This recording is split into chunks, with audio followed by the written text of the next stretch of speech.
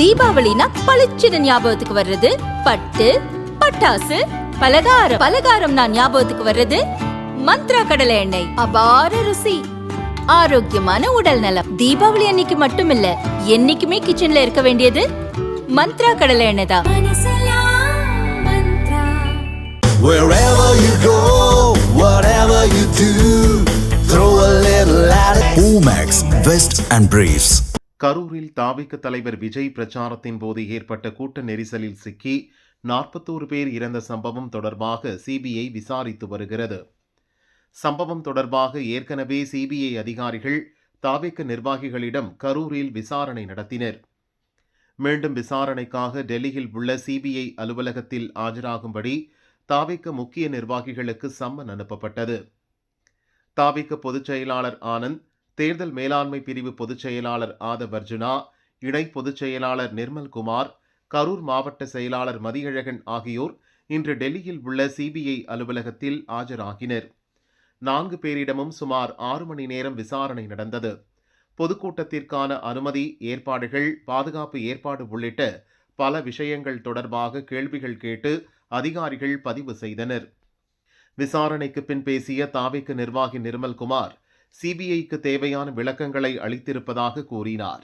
எங்களுக்கு எனக்கும் எங்களுடைய பொதுச் செயலாளருக்கும் எங்களுடைய தேர்தல் மேலாண்மை பொதுச் செயலாளர் மற்றும் எங்களுடைய மாவட்ட தலைவர் மதியன் உட்பட 4 பேருக்கும் எங்களுக்கு இங்கே சம்மன் அனுப்பப்பட்டது. அந்த சம்மன் பேரில் இங்கே ஆஜராகிருந்தோம் டெல்லியில்.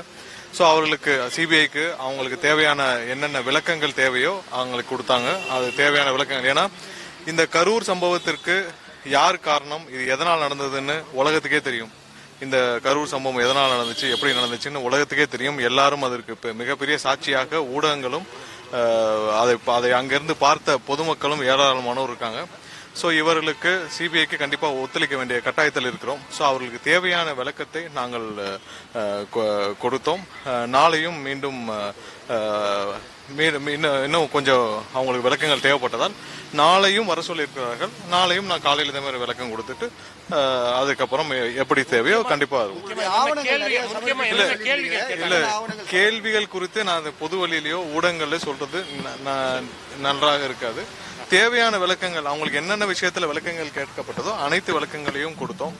காலையிலிருந்து நிறைய திமுக ஆதரவு ஊடகங்கள் இதை வேற மாதிரியாக திசை திருப்ப பார்க்கின்றனர்.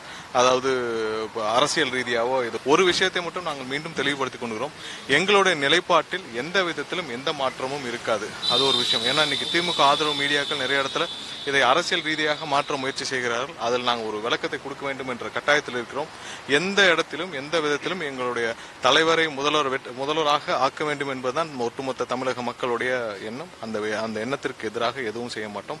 எந்த விதத்திலும் எங்களுடைய நிலைப்பாட்டில் எந்த சமரசமும் இருக்காது என்பதை இந்த இடத்துல தெரிவித்துக் கொள்கிறோம். தேவையான ஆவணங்கள், தேவையான வீடியோ ஆதாரங்கள் எல்லாத்தையும் அந்தந்த கட்டத்தில் இன்றும் என்னென்ன கொடுக்கப்பட்டோமோ நாங்கள் எல்லாமே கொடுத்துருக்கோம். விசாரணை கொடுத்து ஒரு விஷயம் நீங்களும் புரிஞ்சுக்கணும்.